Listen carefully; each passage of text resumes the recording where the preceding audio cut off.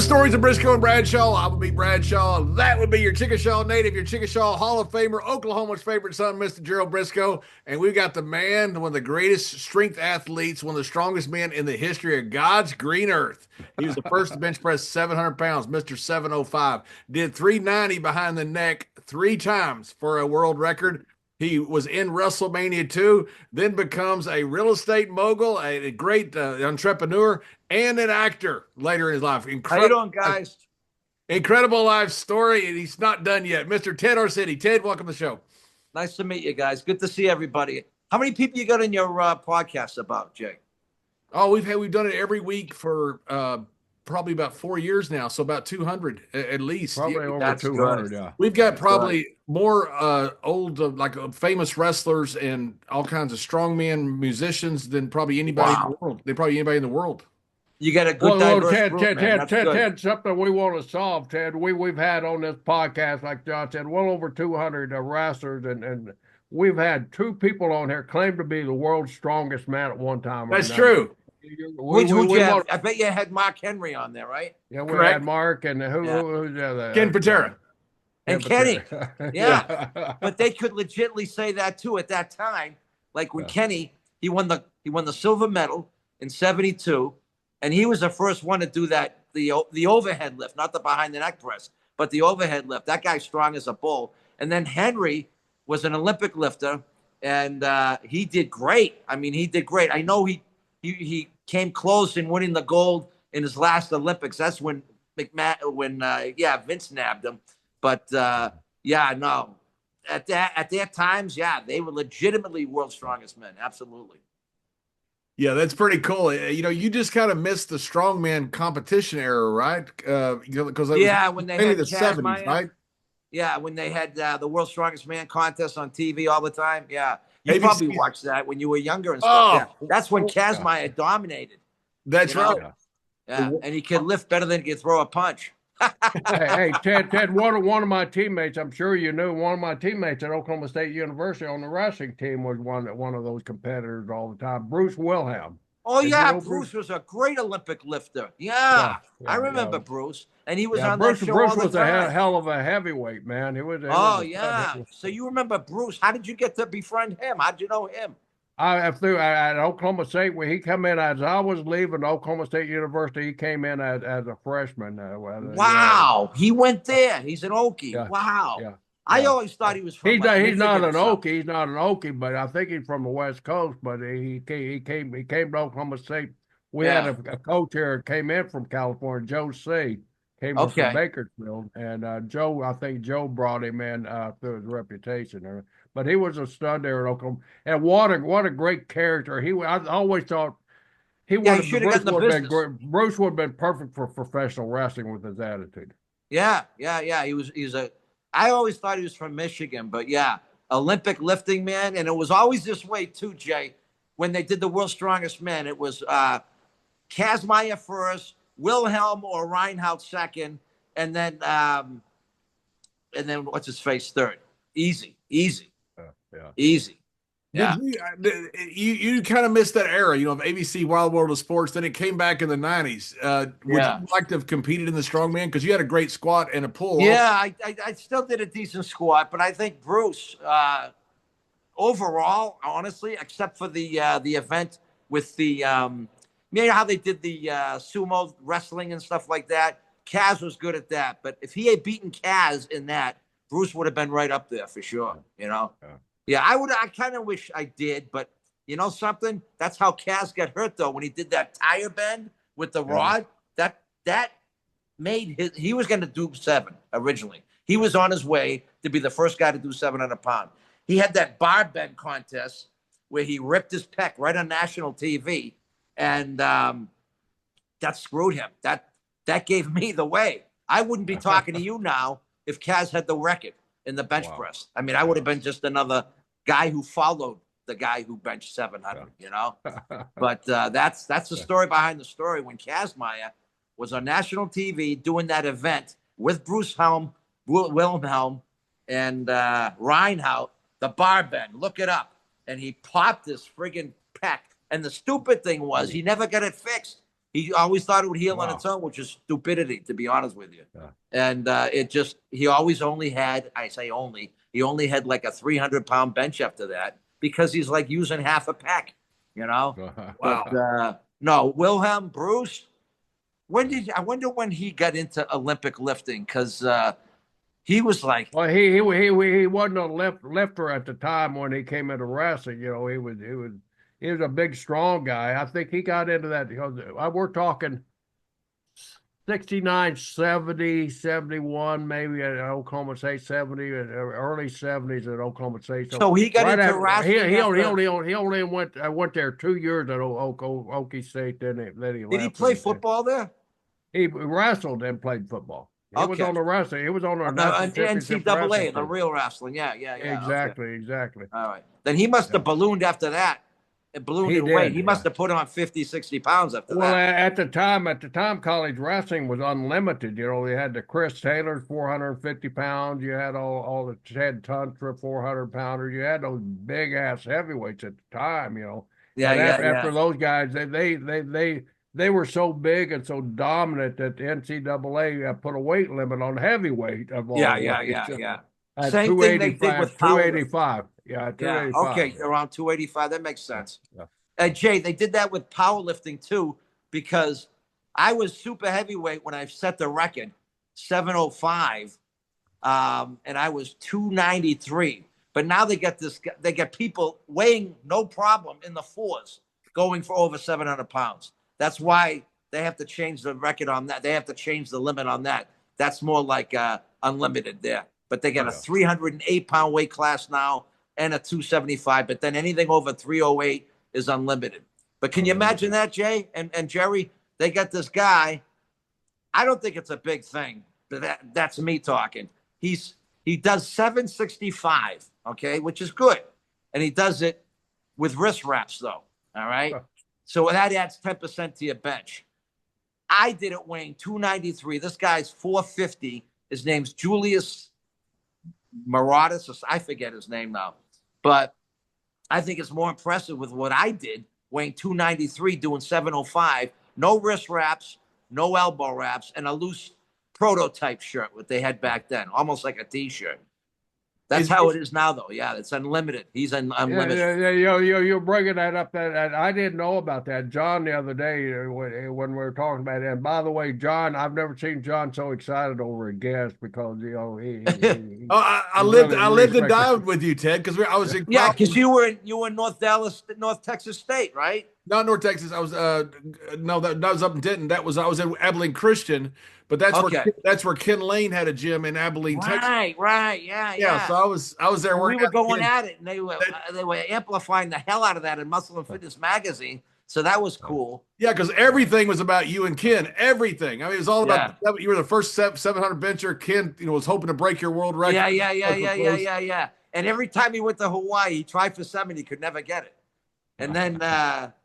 We had it. I'll tell you, that really helped us out, though. That gave me a lot of publicity for my vitamin company, too, that we used to advertise heavily in Muscle and Fitness magazine. That Weeder was like Vince McMahon as far as like getting in the institutionalized gyms and getting in the GNCs, my product line, because he gave me opportunity. I gave him articles, great lifting exhibitions and things like that. So in a way, Joe Weeder was like the Vince McMahon of muscle, printed muscle, and institutionalized bodybuilding, because I kind of got him into the powerlifting, in fact, when he had me in his thing. It's really cool you say that, Vince, in a comparison to Weeder, because that used to be the thing that Vince McMahon wanted to be the Weeder of professional wrestling. I mean, that was back when all the stuff's really started mushrooming. Vince kind of patterned his entire wrestling genre to compete with Weeder's bodybuilding and weightlifting. How Weeder marketed everything. If you look at Vince's program and Weeder's program, Vince did a lot of the same stuff that elevate the sport. I mean, that's what Weeder did. He elevated the sports, from the commercials. Don't be one of those guys, 98-pound weakling on the beach, get there, kick in your face. So Vince kind of modeled his business model after Weeder, I believe. you got a good point there, Jerry, because as you know, Jay and Jerry, McMahon, he was a big lifting nut himself, obviously. Oh yeah. So he was reading Muscle and Fitness and all the strength and health magazines and everything else, and he saw that Wheatus magazine stuck out.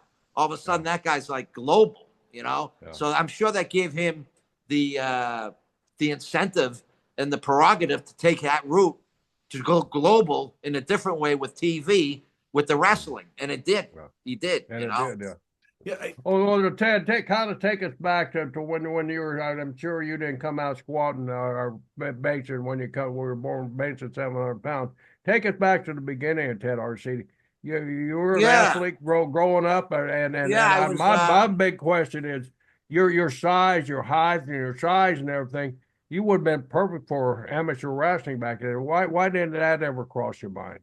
I was a big hockey player in high school. I ate, drank, and sleep. Anyone in the Northeast, same season too. Same monthly season there. Yeah, because Boston, growing up around Boston, Bobby Orr. I got to see him play his last few seasons there. It was incredible, and what an impact he made on us kids. And so we started playing street hockey, pond hockey. We all wanted to be in the NHL, And I got good at it, good enough to play at the college level, but I was still scrawny. And I'd go in the corner. I was a defenseman, and I couldn't hold my own. And the coach would tell me, you got to lift weights. You got to put some weight on if you want to get to the next level, like junior hockey, or if you want to get, you want to get scouted. So, here I am 5'10", and I'm thinking, okay, I got to put some weight on, but I want to put on muscle. I don't want to just put on fat. So I started lifting weights with my football friends, and it just got like it got like an addiction. I was just putting on weight. And I was like a fanatic. Muscle. I mean, I noticed gains. No shit, Jay. When I was benching, and you probably recognize this too when you started lifting, I was putting on 5 pounds on my bench every week. No juice, no nothing. Just natural. Eating like a bastard, eating protein, because I had the wherewithal to know what to eat to make gains. Because I was following the regime of trying to put on weight weight for hockey. So I kind of knew with my science background what to do, because I was always into biology, and I understood protein synthesis at a young age. And I realized, okay, what natural supplements? Okay, the best natural supplements are vitamin E, vitamin C after you work out. Take a shitload of protein the night before and a shitload of whey protein. They didn't even have that then, but they had weight gainers back then. Just take the weight gainers after, and eat regular meals on top of that. Anything that fish or chicken, anything that swims or flies. And I did that. And the weight was going up and up and up. And like I said, I wasn't on the juice. But a big thing I forgot to tell you, Jerry and Jay, is before I got into weightlifting, I was a nut with calisthenics. I mean, I was toned still. Push-ups, dips, chin-ups. I did them with my body weight, obviously, like a fiend, twice, 3 times a week. So when I got to the benching, when I started going to the gym, people were amazed, but I wasn't too amazed, because I knew I had the tendon strength already from all those push-ups, chin-ups, and dips. And that's why my bench flew. And then I was putting on the weight. And like I said, in 3 months, I was benching 170 pounds to benching 300 pounds in 3 months. That's crazy, but that's good. And I knew why. Yeah. Ted, I tell John all the time that the Danny Hodge had that incredible strength. A lot of that strength, I've told John several times, he got that incredible by doing calisthenics. Exactly. That was the wrestling workout, amateur wrestling workout at that time, because and it was still the old school where they believed that working with weights would make you stiff and not flexible, because they were so wrong. Weight. Yeah, it did the opposite. The science of weightlifting wasn't as advanced as it is now, and so we were all into calisthenics. And when I was doing the research on it, I saw where you were doing a lot of calisthenics to develop your original strength there, and I called John and I said, John, this guy's strength didn't come through the juice or anything like that. It came from old school Yeah. calisthenics. No, That's how those guys trade.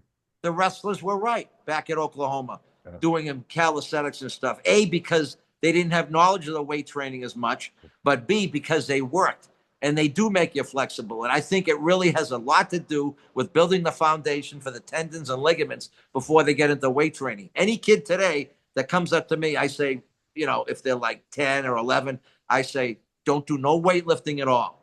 I want you for the next 2 years, do calisthenics, chin-ups, pull-ups, dips, push-ups. Do them to the max. And then you're going to be ready because they want to. They just want to do the big numbers. They want to go for maxes and stuff. They're going to pull their muscles. As you know, Jay, their epiphyseal growth plates aren't developed at such a young age. That's the worst thing to do that's going to stunt their growth. They got to do it more progressive, like we just talked about. That's the best way. And so I got the bench up to 300, and I was playing hockey, and I was killing people all of a sudden in the corners in front of the net. And I was in the summer leagues with the other college hockey players. And he'd come up to me in the gym. He says, there's a bench press meet. I go, what the fuck's a bench press meet? He says, right there. It was on the hang up on the wall on the bulletin board. There was a bench press meet. I still remember it. The Tri-Community YMCA New England Open bench press meet. And I said, wow. And I'm looking at it. They had weight classes. I go, wow, weight classes for this. It's like boxing. And they tell you what it is, 3 attempts on the bench. And you can win a trophy. I said, I got to give it a shot. And so this is like, I'd say a year and a half. Yeah, about a year and a half after I benched 300. I was benching like in the 4s then, still no juice. And I went to this thing and I picked up a second place trophy. Second in New England, and people are writing about me. I'm saying, fuck hockey. This is the best. I love this. I had a good physique then too. And then people are reading about me in some of these magazines, area magazines, not big ones. And I'm thinking, wow, I just think hockey, what? I said, the hell with it. This is great. And then I just kept going after that. How old were you? But it started with putting weight on for hockey. How old were you when you first benched 300 and first bench 400? Oh, you mean how did I feel? No, how old were you? 20 years old and 21. So you can see I got a late start in lifting. Right. Yeah. Because I was wiry until I was 20.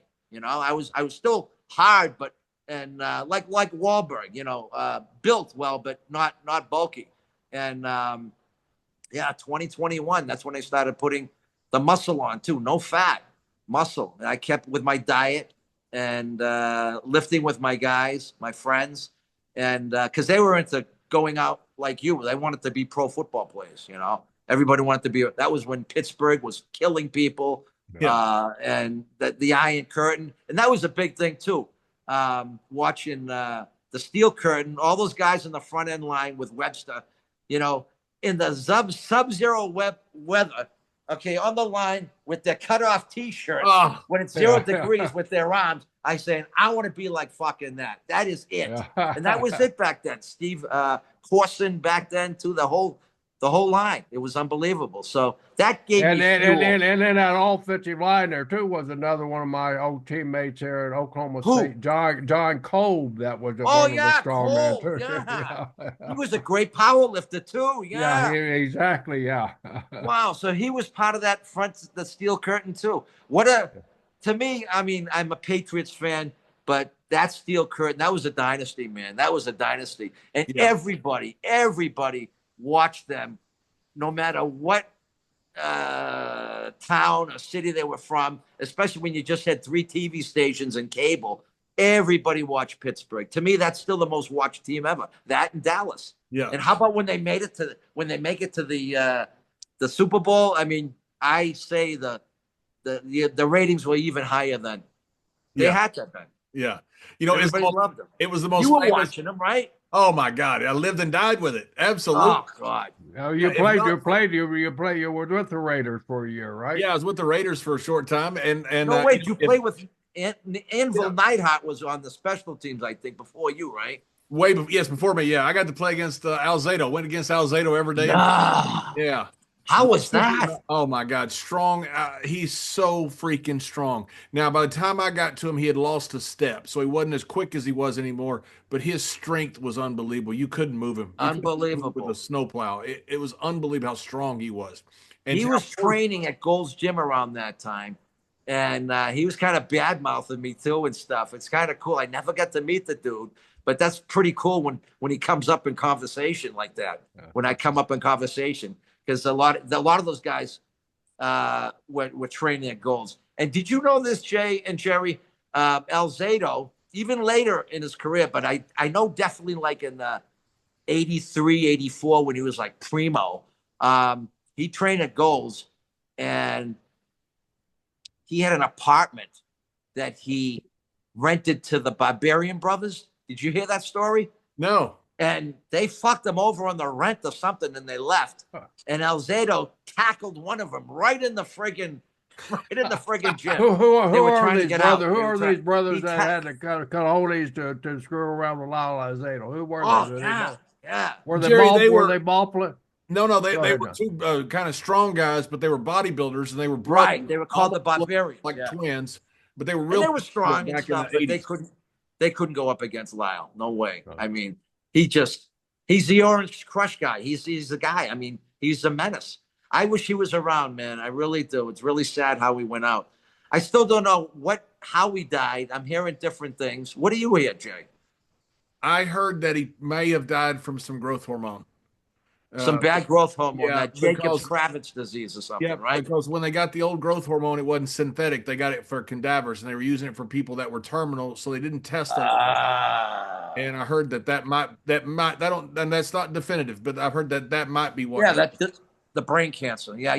I heard about that. There was a bunch of that because of they took that from the cadavers, anterior pituitary. You're right. Yeah. Were you a science major at all, Jay? Were you a science major? No. You always finance? No, just always finance. Yeah. Now, when you started, Ted, the most famous arm in football was Mike Webster. Mike Webster had that huge arm, and that ball would stick out. You would stick that ball out, way in front of him, and that sleeve rolled up. That was the famous arm probably in the history of football was Mike Webster. I'd pay $1,000 just to watch him in the front line, and you can't forget when you got to have the -5 degrees up there. And that arm popping out like that, and he just looked. I'll tell you, man, he looked like he was a power lifter, but he was almost like a power lifter bodybuilder. He looked so good. He looked so damn good. Yeah. And I'm glad he milked his career. He was right good up to the end.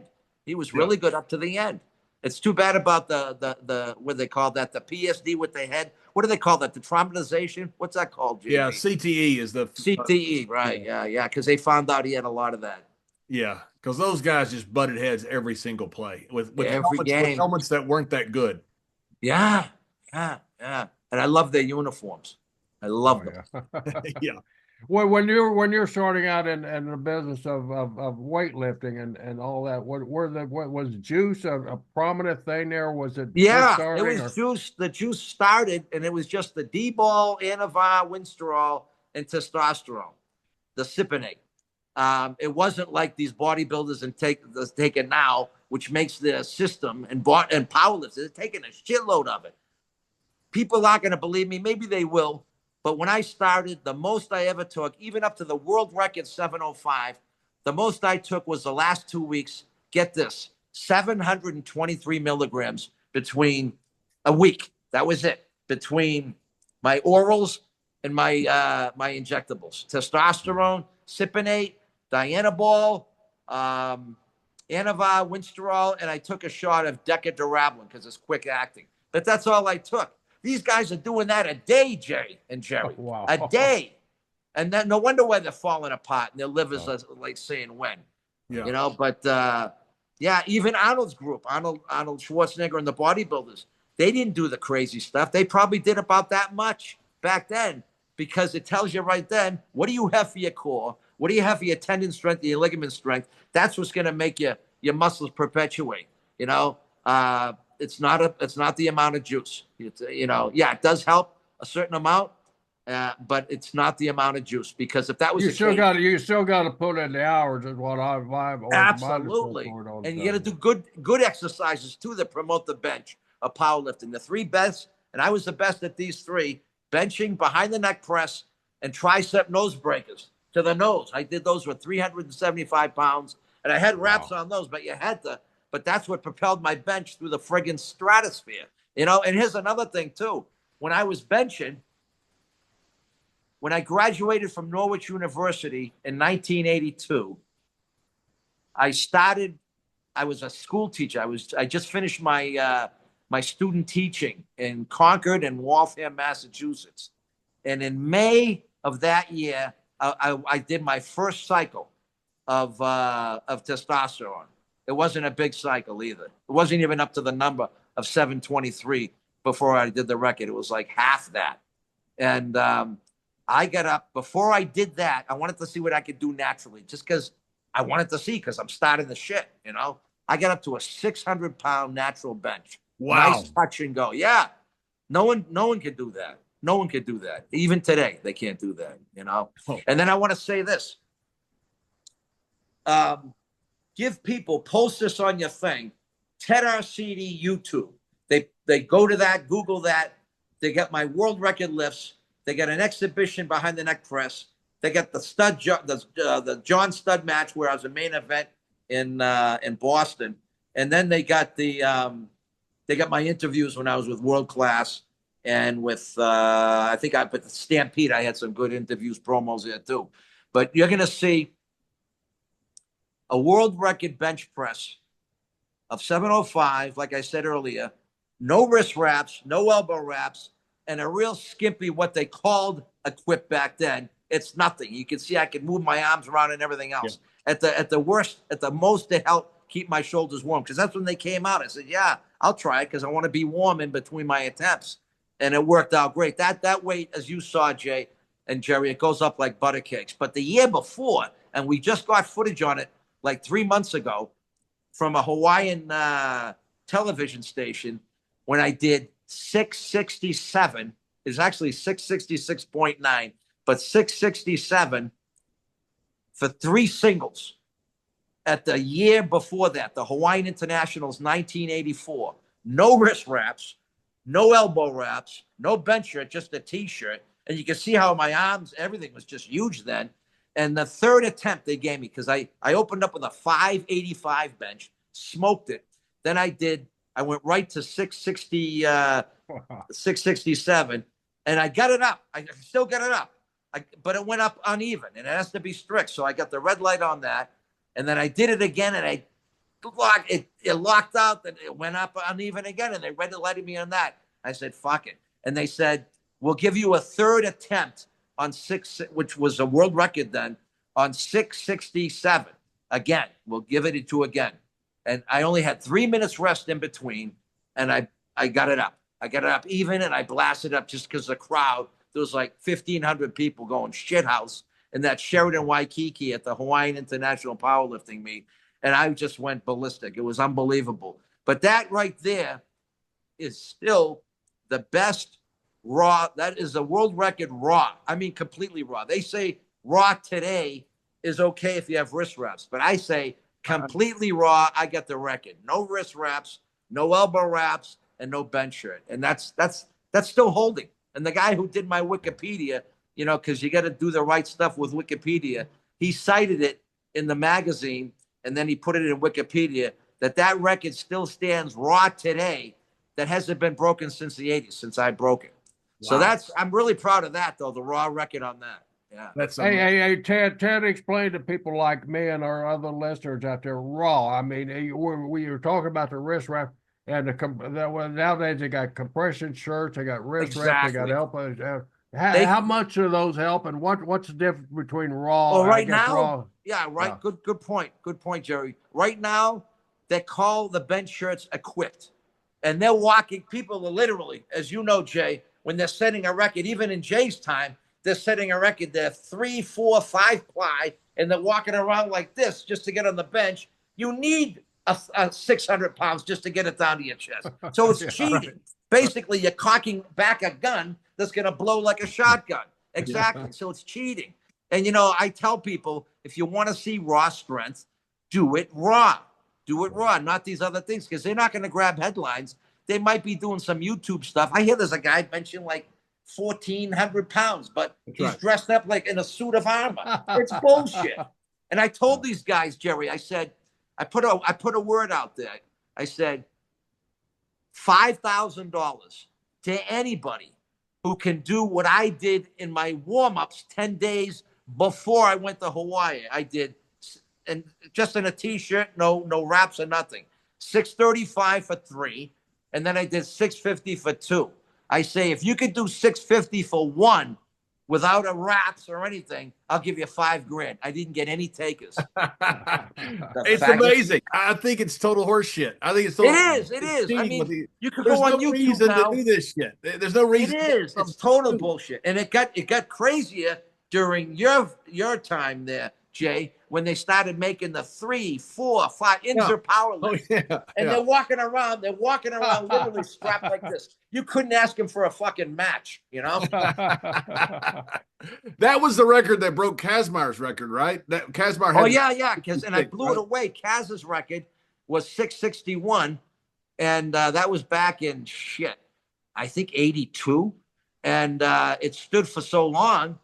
And he did it, though. I got to say, he didn't have a bench shirt. He didn't have elbow wrap, but he did have wrist wraps. Now, wrist wraps help 10%. I don't care what they say. I did it without that and just the flimsy shirt, the 705. But, I mean, even the 666, that was broken. So I broke his record, I guess you could say. And I weighed 286 back then for the 666, and that was in the 275-pound weight class. Kaz, who did the 661, was weighing 630, but the guy was 6'3", 6'4" anyway. So you got to give him that. But yeah, I broke that, and it went up like butter kicks. But like I said, Kaz competed in the World's Strongest Man after that 661, and he blew out his pec. Yeah, I wouldn't be talking to you like right now if Kaz would have been the first to do 700. Wow, at that height, that's pretty remarkable. At that, it is remarkable. Yeah, I mean, Kaz, for the World's Strongest Man, where they do all the events, the man dominated for 3-4 years straight, and then even overseas. So you gotta hand it to him. He's bitter about wrestling, though. I kind of feel bad. He should have put more time into training and getting the psychology down for the match and stuff. That's why I think I became a better heel than a face. But Vince says, no, I want to start you off as a face, because as a face, Jerry, as you know, you learn a lot about the whole spectrum of wrestling, of the give and take, the storytelling and everything. So that's why. And I was big in the Northeast. So but as a heel, you get to tell that story, though. You get to dictate I love being the heel. And then you can go off on your interviews. When you see those interviews with me and Paul Bearer. So Ted, take us there. After all, why did you leave the professor in the bodybuilding, weightlifting, and what precipitated the rise? Hey, Jerry, before we move into that, I want to ask one more question about the lift, because I watched your video again this morning, 705. You blew that thing off your chest. I think I could have done. That was my question. What do you think you could have done? 725, easy. 730, yeah. And that was fun. But you got to remember, you hopped up in the crowd. There's 2,000 people out there. And that's never been done. Even at the senior national powerlifting, you never have that many people there. But because of the year before, when I did the 666 and I set the record back then, they wanted to see this. I was like I was a headliner for that, if you call it that. And that was on the sports shows on the weekend and stuff. I spent the week in Hawaii, and it's like all of a sudden I'm a movie star. It was insane. And then when I fly into LA, it was kind of crazy too. But when I got into WWF, and Vince makes you an overnight success by the Tuesday Night Titans, the interview, but then he has you doing squash matches. I couldn't get out of an airport. It was insane, because I was like the real legit strongman, replacing Patera, but real legit that can do the weight. So I think that's what Vince, and he told me that too. He says, Ted, I want you here. Okay, I want you here to wrestle and stuff, and I want you to be as good as you can wrestling. But even if you're not, people are going to go into those fucking seats because they've never seen anybody so big, move so much in wrestling. They want to see that's the World's Strongest Man. and I kind of see his psychology. And that's why he had me up against Stud. Stud was great because that was one of my last baby matches when Vince put us up the main event in Boston, which sold out. And Stud walked me through the match, and that's probably my best match. And he says, listen to Stud, listen to John, and he says, Ted, this is Caesar talking to. Remember they used to call him Caesar? I they do. call him Yeah. Caesar. He goes, I don't care what they say. You got high flyers, you got technicians. He says, nobody moves more people than two big fucking guys battling outside the ring, killing each other. That's his take. I go, you got it, man. Absolutely. Yeah.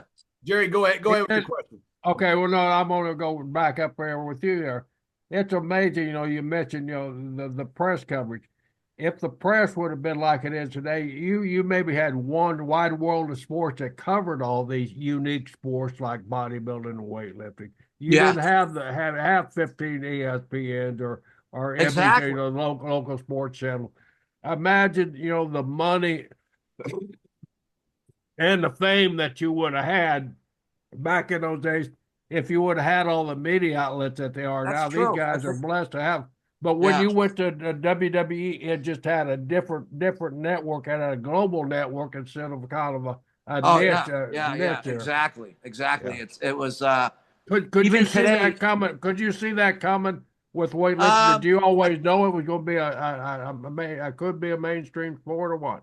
Powerlifting, I still say because of the equipment they use, i.e. the wraps. Now they got crazy squat suits too, and the crazy equipped shirts for benching. I don't think it will go to that status because I think your common person, your average person on TV is going to say, oh, wait a second, I got this on TV. They say this is the World Bench Press Championships.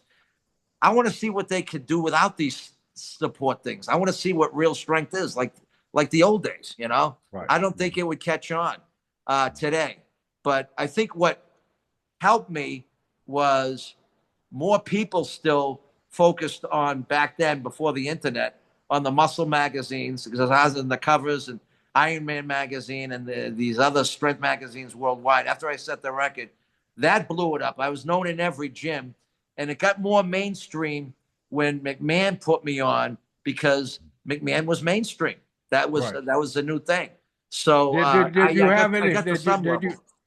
you have any thoughts, during your rise to fame, because you rose to tremendous fame in doing that niche sport? Did you ever have any aspirations? When did the wrestling part of it start coming into your mind? Maybe I should. Well, it was already good call. It was already in my mind before I went out to do the 705, because I was talking to Patera, and I had to jump on this train, And we're talking the winter of let me see, winter of 84, 85. Okay. And wrestling, they just had WrestleMania 1. They were doing WrestleMania 1 that year, but everybody and their brother was watching it. It was just, I think it was more popular then than today. Yeah. The way it caught on like that with Hogan just finishing up his movie in Rocky 3. I mean, that guy, he's truly the golden goose. But yeah, Vince, and I will always give credit to Fritz von Erich too. When I went down to world class, he gave me a shot. He gave me the manager, Percy Pringle, which was Paul Bearer later, and he gave me the strap down there with the Texas belt. And if these guys didn't give me the opportunity, and if I didn't produce somewhat, it wouldn't have worked out. But I got to say, so it was in your mind when you were getting ready to do that. So yeah, you referred to Patera through the weightlifting, of course. Right. We had a mutual friend, and he was following my career too. And here's another thing, you guys. I never brought this up, but I was a dental student. Okay. Your father's a dentist. My father was an orthodontist. He was the first dentist. And I was going to be a school teacher back in 82 when I finished up my student teaching. But I remember my father telling me, you're not going to get a job teaching because, at the time, teaching jobs were hard to get in an affluent area where I was brought up in Concord, Massachusetts. And he says, you got a lot of biology in you, and you're still going to take some basic sciences. And he said, you know, I think you should become a dentist, because if you put in another year of prerequisites, science, qualifications, he says, I got a good chance at that. And I honestly made the decision then, because I wasn't thinking about, you know, bench pressing the world record at the time. I said, you know, you got a good point there, Dad. And so long story short, I went to dental school. That next year, I did all the prerequisites at Northeastern University, UMass, UMass Boston. I got my microbiologies, because it's just like pre-med, you know, pre-dental. You got to take all the sciences, organic chemistry, all the different physics, microbiology, inorganic chemistry too, as I mentioned. So I did that. But while I was doing that, I was lifting my ass off, and I was making incredible gains. And that's when I went to Hawaii that year, you know, and I kind of figured, you know, something, I'm going to have to take a leave of absence from dental school. And I broke my dad's heart to this day. I remember him, and because, you know, he had, you know, he was paying for me to go to dental school. And this is the son of an immigrant from Italy who didn't know about how's my son gonna get money or make a career out of weightlifting. And he says, was there money in weightlifting then? No. And then even when I told him, because after I set the record, he goes, you're gonna go back to dental school? I go, no, I kind of want to jump on this wrestling thing. And that was around the time that I was with Patera and stuff at the Garden, watching you guys matches and stuff in Boston. And I said, I want to give this a shot, because I want to use the publicity and the notoriety I got, because Vince, he read all those magazines as a muscle nut himself. And he was a nut about big guys and strength and stuff like that. So I knew he wanted to sign me. And I told my dad, actually, my dad didn't find out. This is true. He did not find out until he read an article in the Boston Globe saying that I was going to sign with the WWE. And I get a call from my dad, because he and I weren't talking, because I had just left dental school. I set the record. And I kind of, you know, when I ditched dental school, I mean, he's old school Italian. He's like, you're on your own. And I'm really pissed off. And I understood why too, because I mean, that's the immigrant culture. You know, you want to get into college. You want to do something better than what you're doing before. And he took it really bad. So we got this old answering machine that I had in the 80s. All right. And I had just started my vitamin supplement company with that magazine. Remember that magazine, Powerlifting USA, Jay? Sure do. Yes, yeah, absolutely. And I started an ad, a third of a page ad in there. And while I was teaching, I was now teaching to make a living, because I got booted out of the house. And I was living in a professor's basement. No shower, nothing. I take my showers at the gym. But I started my company there with a third of a page ad in Powerlifting USA. And I started making money on the side doing that, putting my name on a private line for supplements, amino acids basically back then, and the glandulars and some other stuff. But that was working out good. But anyway, getting back, at that same time, there was a big Globe article, Boston Globe. And this is a time when everybody read the Globe, and there wasn't no internet. It was like the Boston Herald and the Boston Globe. So they said this big thing, Ted ARCIDI, world record holder in the bench, is going to sign with the WWF at the time. And my father saw that, and I get a call from my dad, but I didn't take it. So on the answering machine, I had this recording, Jerry, for like 25 years. I don't know where the fuck it is. My dad says, this is your father, Ted. I just saw that article in the Globe.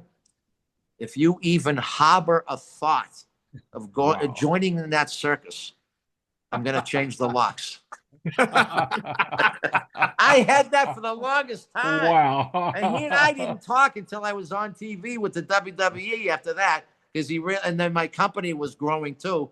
He realized, you know, because my mother I mean, I see my mother and my siblings. I had 6 siblings, but my dad and I were on the outs. I mean, I could see his point too, because I basically wasted his money on dental school. That I gave a half-hearted effort, and I withdrew.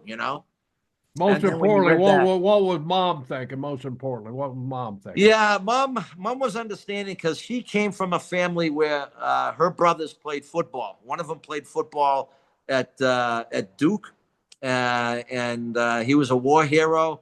And she says, she knew that you had to have the balance, and she knew that even in my days of hockey, where my father would say, if you don't make honor roll, if you don't get this, you're off the hockey team.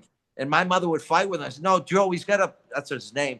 He's got to play sports. He's got to have a balance. So really, my mother saved my ass, and she always loved me. And my dad took it hard. And I wish I had that recording. Were your siblings real supportive too, or did they think you were? They were more into academics, but they accepted me because I was like the freak. I mean, I'm with doctors and lawyers and dentists. Yeah. Literally, they all became professionals. And they said, well, let Ted get, this was the thing, let Ted get it out of his system. How many times have you heard that? Get it out of my whole life. It never left my system. So it all worked out well. But I gotta say this. I got this from my parents. Whatever you do, and I got this from my mom and my dad. Even when I had a shitty contest, my bench press, if I bombed, my opening attempt, if I get buried, my mom would always say, well, did you learn from this? And can you practice better? And I always remembered that with my father too. Whatever you do, even in sports, you got to go 100%. You got to train. He says, it's all about the training. That's what I remember them saying. Whether it's about the studying, it's not about taking the test. It's about the preparation and the training. And that's to this day. That's cognizant of whatever I do. When I get into acting, I didn't just get into acting. Oh, there's Ted on Law and Order. There's Ted on The Family. There's Ted on Blue Bloods. I did 3 years of training for that before I would go to these casting, directing workshops in New York and the Boston market every week, man. Every week I'd go down there. I'd spend the night down there, and I was like a sponge. And they have you doing scene study and stuff like that until it got to be okay, it's just like I'm talking to you now. That's how acting should be. And you got to put the training in. That's all about that. You got to put the time in. It doesn't happen. Who was the one that trained you for wrestling? Tony Altamori did. Tony Altamori, yeah, in Orange, Connecticut at the time. Jerry, that's right near where they had the World Wrestling Federation in Holly Hill in Greenwich, right? Oh, yeah. And Tony was cool. Tony was good. I didn't train that long. Vince wanted me out there How long was your training? And, as far as smarting you up, how did Tony? Because Tony was one of those old school guys. I mean, he was a rough, rugged guy in his time frame. How were you smarting up? Him and Lou Albano. Him and Captain Lou.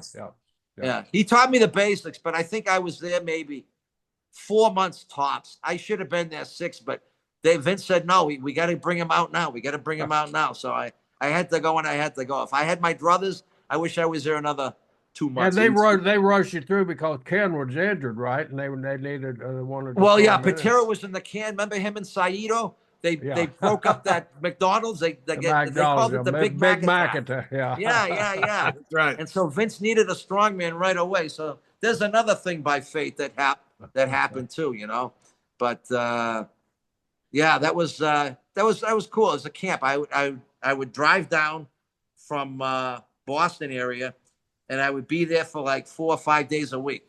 I'd sleep at a hotel there, lift at their gym. It was at Passarella's Quest, so the place had a gym anyway. So it was good. I met some friends down there, but that's where it started as far as learning about wrestling. And that was the time when, Jerry, you remember this? You can do house shows. You can do side shows at a high school gym. You'd still get 3,000 to 5,000 people. So they had me learning in front of these people. It was crazy. Yeah. I was like a Russian then. I was I was a bad guy. I was a good guy. They just trying out different things. Yeah. And that really helped out a lot too, because the area house shows, they were big, man. They were big. They were really big. They were big, and they were so important at that time because a lot of guys were coming in with no experience, and that's where you get your timing, and that's where you Exactly. get your method down there. So how long was it from time you got out of school that you had your first match, and then WrestleMania 2 come up? Okay, so when I got out of school, I dropped out of school February of. Oh, you mean wrestling school? Okay. Yeah. I know, 2 dropouts. Wrestling school. No. There's 3 on this Zoom call. Okay. All right. Yeah. All right. So John, Gerald, and Ted. Yeah. So we're all from the same pod. All right. Yeah. So from when I left my last wrestling school thing, that was, I think, around, I'd like to say November of '85, and then I did my first TV interview for that Tuesday night. It was like Titans. It was what was Vince's talk show. I was on that on a Tuesday night, and then I did like a battle royal and started doing singles matches January of that year, and then shortly after that January they sent me to Australia to do more working down there, which was cool too, because I worked with Stud and Morocco and Matt Bourne, and that was a great experience. Yeah. So it wasn't as long, but then I got into I got into WrestleMania that April. They put me in the Battle Royal, that April in Chicago with all the football players and the other wrestlers too. And hey Ted, I saw a great story that you told on the internet somewhere about Bill Fralick, that guy was a yeah. He was an all-pro. He was a great lineman and a great wrestler too. NCAA. You heard that thing about him and the Sheik, right? That's right.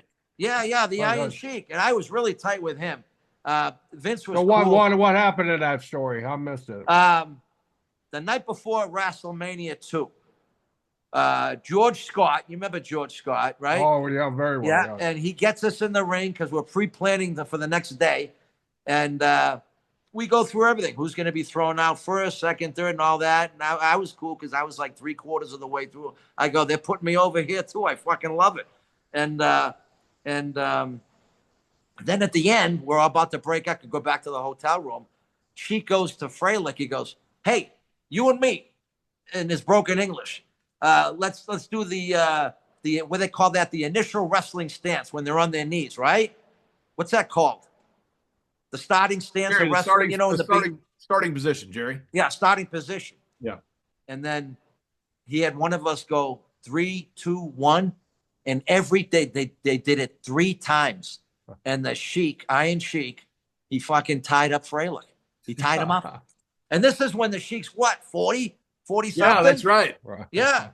No, to me, honestly, I still say toughest guy in the WWF was either Bad News Brown or the Iron Sheik.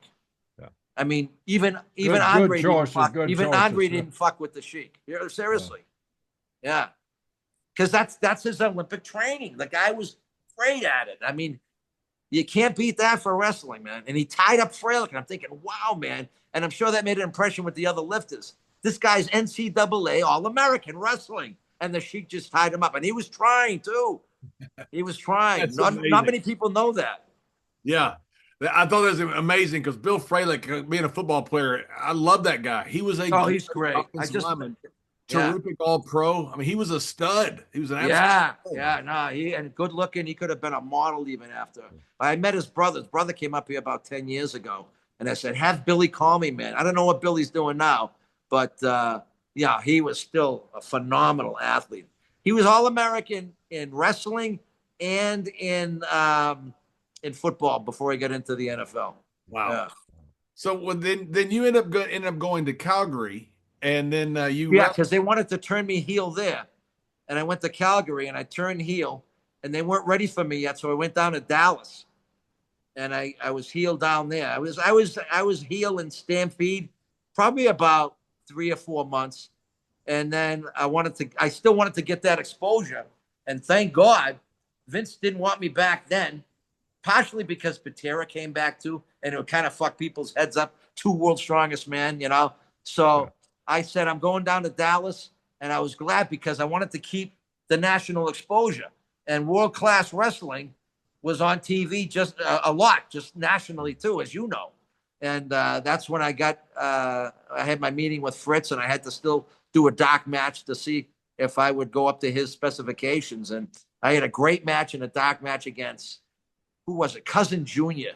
And it was, my new move was a killer clothesline. The hell with the bear hug. That just looked too lame and too old fashioned. But my new thing was a clothesline. And I used to just annihilate people off the rope. Ted, that's what John uses now, so he stole your clothesline. He did. Well, I got more press with that. And then that's right. Hey, you had a match I saw with the very young Undertaker when you were down. Oh yeah. Well, with Texas Red. Texas Red, yeah. Texas River Red or something. Yeah. Yeah, he was young. That's on TV, that thing? No shit. I saw it on the YouTube when I was scrolling through your stuff, and I thought, wow. Oh, that's the Undertaker. Wow. Yeah, and you had another great connection with Triple H in your gym there in Boston, right? He did some great. Yeah, Paul befriended me when I got out of the business, and I had my weightlifting store here, and I had the women's gym because I was renting before I bought the building with my dad.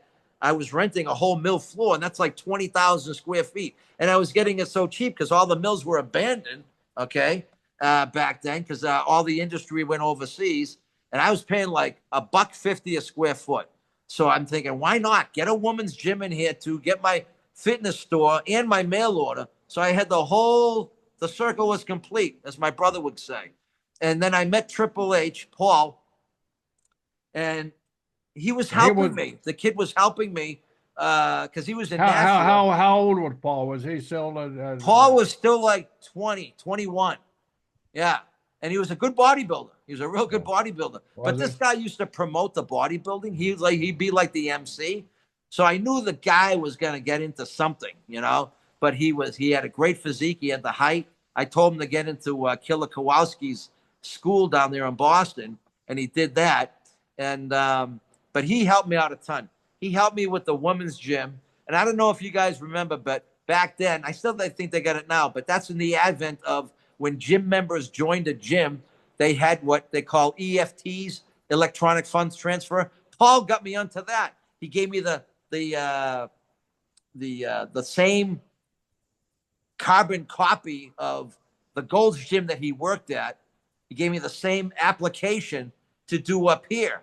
So I got into the EFTs in the women's gym and into the fish bowls and into the advertising that they did for Gold's where he was working. He really helped my gym went over like 300-400% just from the old way I used to do it. Paul had a business mind too, you know, and then I would help him with the lifting and stuff like that. He'd help me lifting when I'd go to Gold's and lift offs and stuff, but I was teaching him how to bulk up and stuff like that. But he helped me in my store. I mean, the kid did a lot for me. Helped me get seminars in the area too. So no, I was so happy when Paul. I knew he was going to make it when he was in NWA, but I knew when he got to Vince's, he just took off. And honestly, I'm just so happy for the guy. Hey, let me ask you guys something on the cuff. All right? Sure. Paul took that fucking antibiotic, the COVID vaccination, 2 months before he almost died. Okay? He says it's not from that. I still say it was. I had more friends and relatives that ended up getting, and young people too, getting the typical symptoms of the cardiothoracic, thrombosis, pulmonary, had to do with the lungs. They got that sickness after. And I still say if Paul didn't do that, he wouldn't have had to have that defibrillator and he's got the defibrillator and the what's the thing that shocks you? That's a defibrillator, the pacemaker. He wouldn't have had that put in because he almost died. Stephanie didn't save his life, you know. He was very close to dying. Yeah, worse than we think, though, guy. Seriously, I still say it was that. I mean, what's your perception on that on that antibiotic, that medication, the vaccination? Do you feel? I didn't take it. I never took the thing. My brother's a surgeon. He said, don't take the vaccination. I was down filming in New York, or I had an audition, and I came back and I felt really fucked up. Like my head, this is in March of 20 when it just came out. So it started like in New York around that way anyway. And I felt a little dizzy and a little pukey, but it only lasted like 9 hours. But the one thing that stuck out like a son of a bitch was I lost my taste and my smell. But I started getting it back, but it didn't come back for like a year and a half. Wow. So when I told my brother, I said, geez, I don't know what it is. I should get, find out if it's COVID, maybe get the vaccination. He was adamant. He says, no, don't. He says, 2 reasons. If it is, don't take the vaccination because they haven't proven it yet. And people are getting already that they were getting really weird side effects and stuff, brain fog. And then that was just coming out with what it was doing to your heart, your cardiovascular system, and your pulmonary, your lungs and stuff. It was really fucking it up. He says, what I'm going to do, he says, I'm going to write you a script. And he's out in LA. He's working at, what's the big outfit out there? Sinai. He was one of the chief surgeons in open heart surgery at Mount Sinai. And he says, I'm going to give you a prescription. Go get your blood checked and let them check for COVID antibodies. He says, if you got the antibodies, there's no need to get a COVID vaccination because your body will fight it off. And I had it. I had the antibodies. That means I had COVID, and it fought it off. And I'm glad I never went in for a vaccination at all. Did you guys get the vax? I did, and I've had COVID 3 times. Wow. I did, and I had COVID. Even with the booster shots too. I had the booster shot too. I took it all. I was nervous, and I got it before you're supposed to because I pulled some strings. And I had COVID 3 times. How about you, Jerry? I've had every booster shot except the last one, and I've had COVID at least 4 times. Isn't that fun? So it was good for nothing.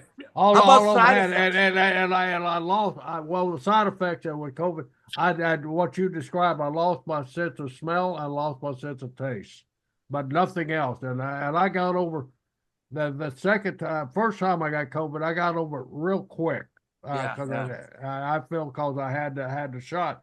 Second time I got COVID, I had the booster, and about 3 weeks later, I got COVID again, and it lasted quite a while. Isn't that a pisser? It's like you're thinking, what good is this? Wow. Right. Yeah. What are you thinking? I had it for a month. I mean, I wasn't tested positive anymore, but I still had a cough. I still felt bad. I had it for a month. Did you ever get anything more in depth, more degrading, like brain fog or anything help with your breathing or your heart, anything like that? I've never You're had very any, lucky. You're very lucky because that killed a lot of side effects. But now when I got COVID that last time, it was a month. I was sick. Took you for a loop. Oh, did it ever? Wow. Yeah. Well, I'll tell you, man, lessons learned but what lessons? It's like the shit never worked. Right. My doctor is like your brother. He said, don't take that vaccination. I said, why, Doc? He said, we don't know what's in it.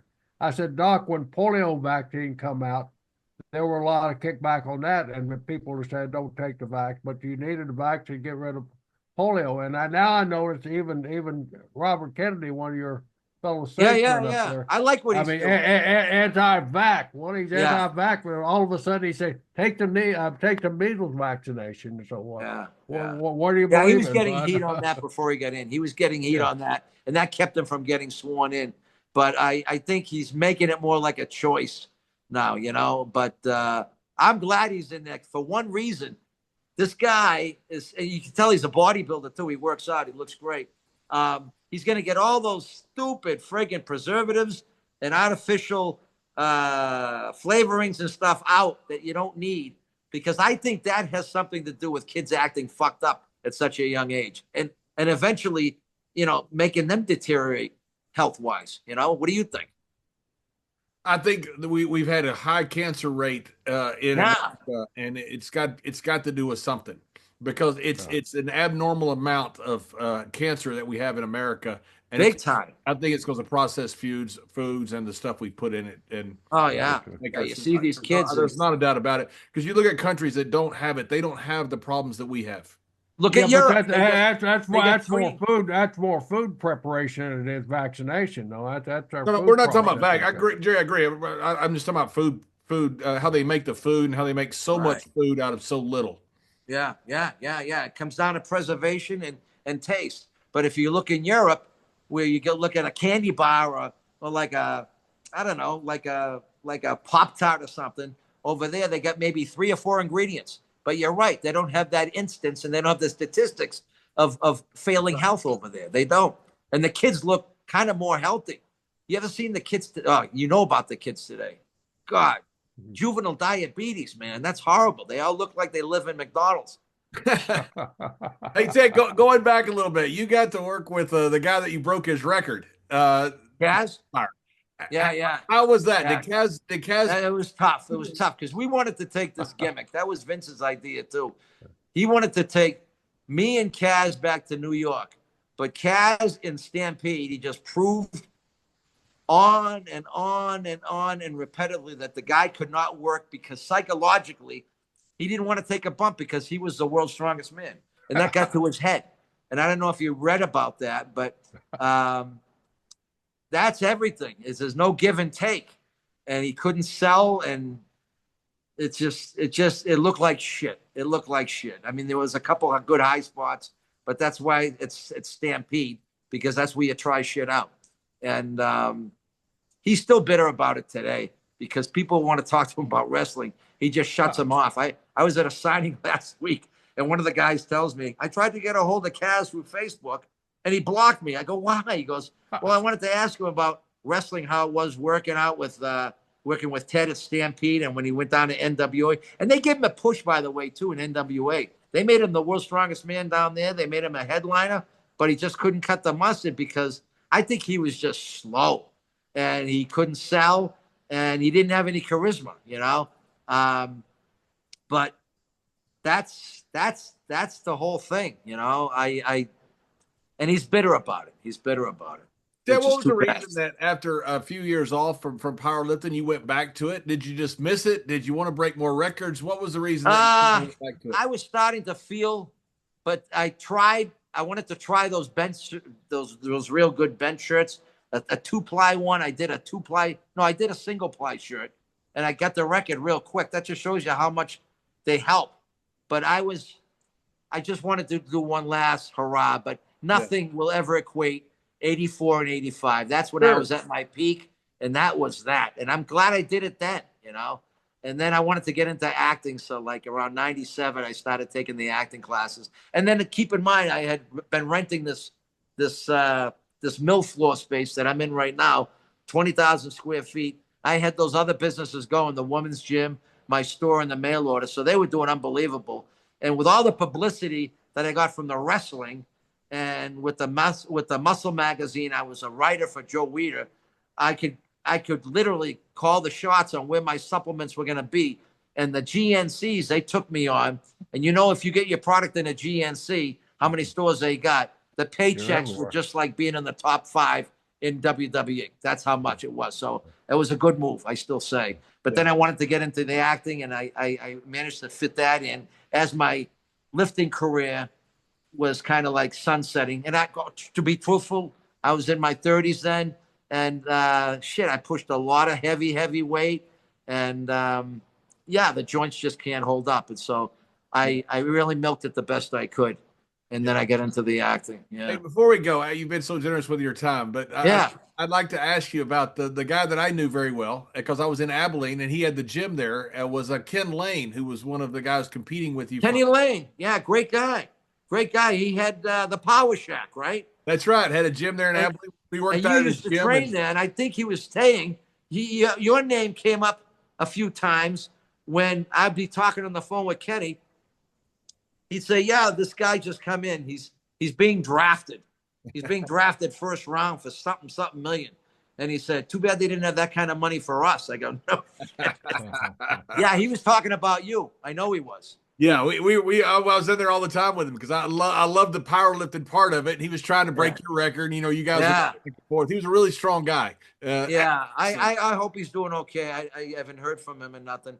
But like what with wrestling, with powerlifting, if you don't trim up, if you don't do more cardio and stuff, people just die, man. I mean, how many people in my generation, they say at this last signing, it's more towards 60, 70% of people that are dead now. right, You know, so right. it just comes it comes down to like I think it's this, Jerry and Jay. Your body breaks down with the joints first. You have less cartilage. And when you break down all that cartilage, when it's bone on bone, you don't want to even do cardio. It's even hard getting out of bed. So basically, they become stationary, and their autoimmune system goes right down the tube because they don't have that conditioning from the cardiovascular training. That's when you die quick, man. That's when you die. I put it together like that. It makes sense, doesn't it? It does, yes. How do you feel now after lifting all those heavy weights? I had I'm glad you brought that up. I had since 2016, I had both knees replaced twice. Wow. All right. Both shoulders replaced. One, 2 times, the other one once. My right hip replaced. But I'll tell you, man, this last replacement thing that I did a year and a half ago, and that's why I was out of acting for like 2 or 3 years, because I couldn't move. I said, I got to get these things are failing me. So thank God they came out with better prosthetics for the shoulder and the knees. I'm back to running. It doesn't sound like much, but I'm back to running like a 11, 12-minute mile on the grass, on the AstroTurf in the football, which is great. And my benching, I wasn't doing this with my old replacement. I'm doing reps with 200. So it's good because when I go to these signings and stuff, and when I do acting, I look like a heavy-duty blue-collar guy that can do some damage still, which is good. Right. But thank God I could have easily said, fuck it. I had him replaced once. I'm not going to do it again. But that's where people make the mistake. They don't want to go under the knife and get the joints replaced. But it's only if you get the joints replaced that you can partake in regular lifting, strength training, and cardio again. Otherwise, you die. And they're basically scared. Nobody wants to go under the knife. But you know something? It ain't that bad. It ain't that bad. Right. How about you? Joint replacements? Anything? So far, none. I have a knee. Yeah, Jerry. What about you? What about I have a knee. I have a knee, and it was from wrestling, and the doctor told me that. But you're shooting the takedowns, and it was the same knee that I would post on, put my support on every time. How's it working out now? That prosthetic? Oh, it's been 3 years, and I have no pain. I always put it off. You know how wrestlers are. You put the things off and tell you, and I'd go to the doctor. Doctor, I think. Well, if you think, you don't need it. When you come in there and say, Doctor, I need it, that's when you need it. And so, that was the school of thought. That was the school of thought back then, up till about 5 years ago when they got the new prosthetics. Something happened where they would tell people like Jerry, myself, you're going to have to get it replaced again. Wait till you're like literally on a walker before you do that. And I didn't accept that. So, and I did that. I literally, I went to an NCAA wrestling tournament, 3 days of walking. The hotel's a mile from the arena. Oh, my God. You got to plan out 6 your sessions. Up and down the steps. Finally, my buddy said, I'm going to get you a wheelchair. I said, no, you're not. I'm not going to get a wheelchair.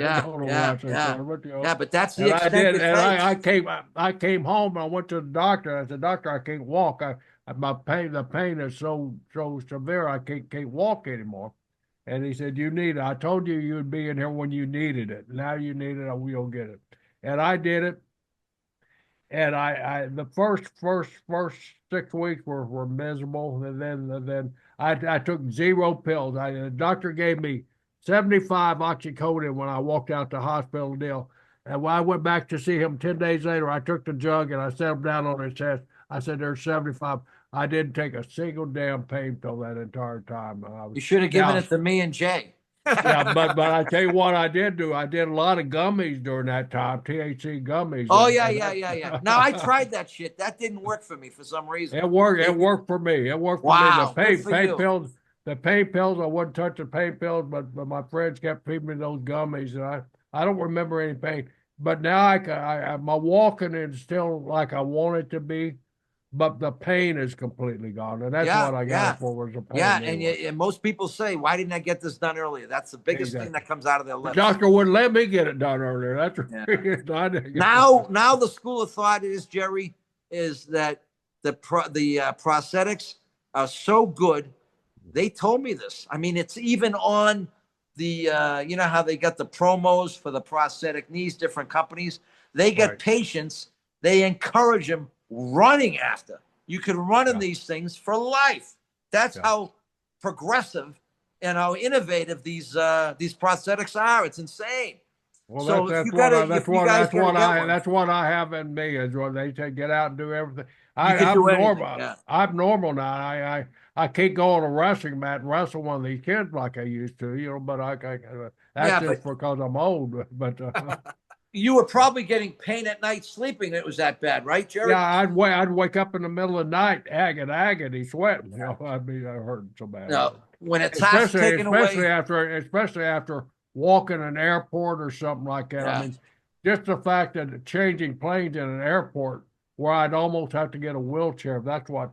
Hey, no, that's what makes you hit you on the head, and you don't want to be a cripple. That's the thing. I refuse to be a cripple. You refuse to be a cripple, but I'm glad I'm taking it to the next level. Like I look like my first year lifting again, first 1 or 2 years lifting, where I could still, bench close to 3, and I could run, and I'm moving better. And I'll tell you, that's what it comes down to. It's the coming of age of these new prosthetics. They're insane. They're insane, and they're not that hard.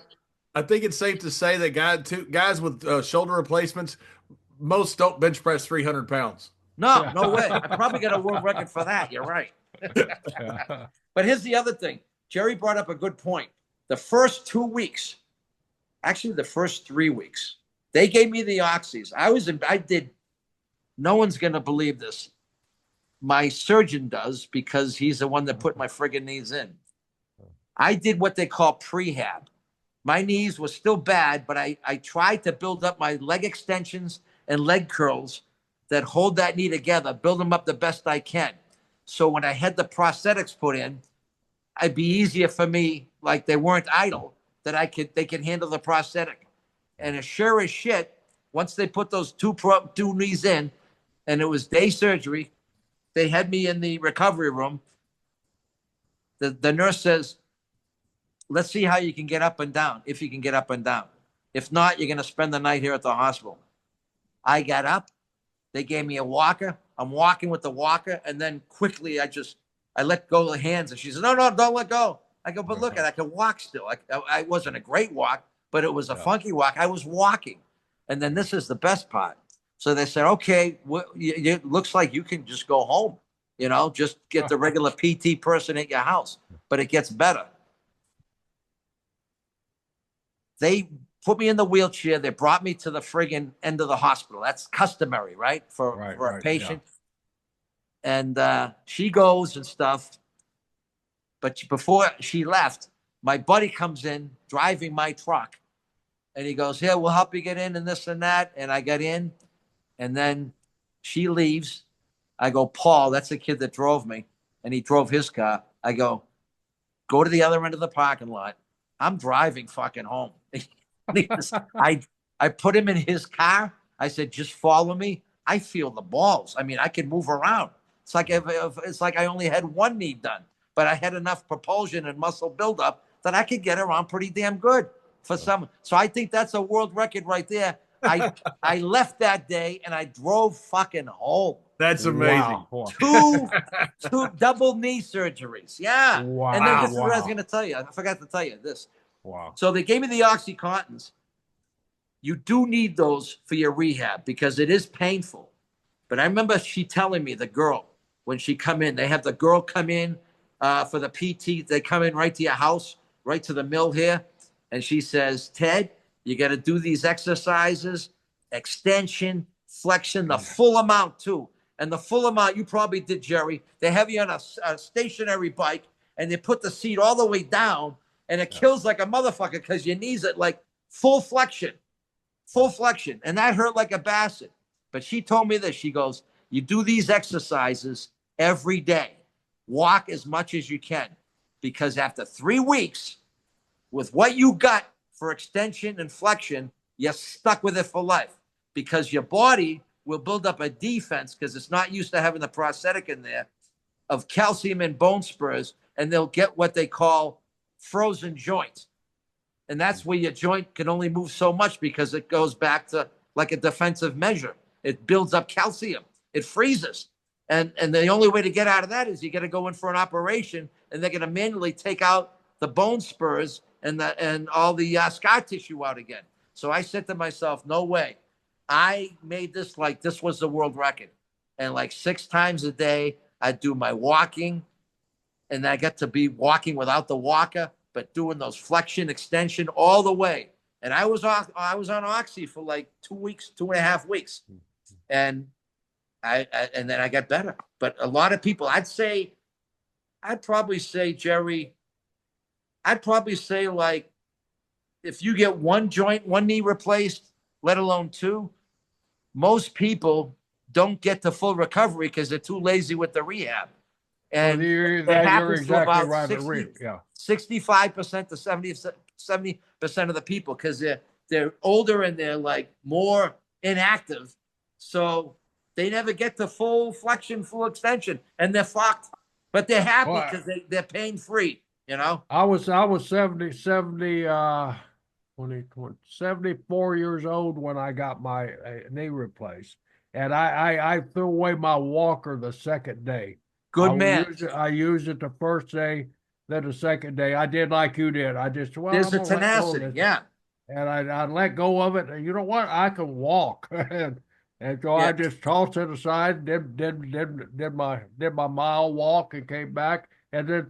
Because the doctor told me, he said, you're only going to be as good as your rehab. Well, that makes sense. So it totally I hit the rehab as hard as I could. I mean, it was a challenge. It was that athletic challenge, you know. But Jerry, I think the tenacity of you as a wrestler and an athlete, that played into it too, because these average people in their 70s, they're like totally inactive. They've been inactive probably 2 years before they could even make it to the hospital. So that's not even on their fucking radar. You know what I'm saying? So, and they don't care as long as they have no pain. That's a shitty goal for me. That's a horrible goal. That's a tragedy. It's a tragedy. Right. Well, Ted, thank you so much for joining us today. It's been such a pleasure. I've been looking forward to this since I forgot who gave me your number and said, hey. Oh, man, I'm so happy. Yeah, and if you can, tell them to put a loop on your screen. Ted ARCIDI YouTube. And they got the world records. They got the wrestling match, and they got a couple other videos. But we'll be putting some other stuff out there too. Because it's weird. My IT guy says, "Why don't you get a YouTube channel?" And you know, he's right, because people couldn't get a hold of me. They thought I was dead or something. They didn't know what was going on. You know. So no, I'm glad to hook up with you, and I hope I'll hook up with you guys again. That'd be great. Hope so. Right. Look forward to seeing you in person, and you got our number. So look forward to talking with you, Jerry, before I go, I got to ask you, how much older was your brother that passed? 5 years. How did he go? He went. Jack was a heavy smoker. Even when he was winning national championships in college, he was a heavy smoker. Oh, I didn't know that. And he would probably 3-pack a day. Oh, one of those guys that puff on one, take one down. The old saying in old school wrestling: do the Jack Brisco pre-match warm-up. Smoke a pack of Marlboros, do 5 jumping jacks, and go out to the ring and do 60-minute Broadway and come back and wow. Get drunk all hey, he was just one of these phenomenal athletes that get it. But he was 5 years older. But he had a bad heart, of course, from all the smoking. Had but look how long he lasts genetically. He must have still been 1 in a million to last that long. Still smoking. He was 69 years old when he passed. That's still fun. Most people would be dead in their 40s doing that. 3 packs a day. It was because of his athletic training, I'm sure, that he made it that long. So. Hey, before you go, the first Super Bowl, there's a picture of the locker room in the Super Bowl. You know what I'm getting to? I know exactly what you're talking about. It's the greatest. The guy, the quarterback, Lenny Dawson, like a street guy, but he was the hero of the quarterback. He's having a Shasta and a fucking cigarette. in between. Yeah. What's his name? Lynn Dawson. Lynn Dawson. Lenny Dawson. Yeah. I want to get that blown up and put in my office. I think that is the It's the ballsiest greatest. thing. It's the greatest. That is the greatest antithesis of the Super Bowl. Yes, it is. Yeah. And older athletes. It was just a different world. Yeah. And they still perform. That's amazing. Yeah. That goes to show you the genetic prowess back then. You know? That's right. All right, I'll see you guys. Thanks, Ted.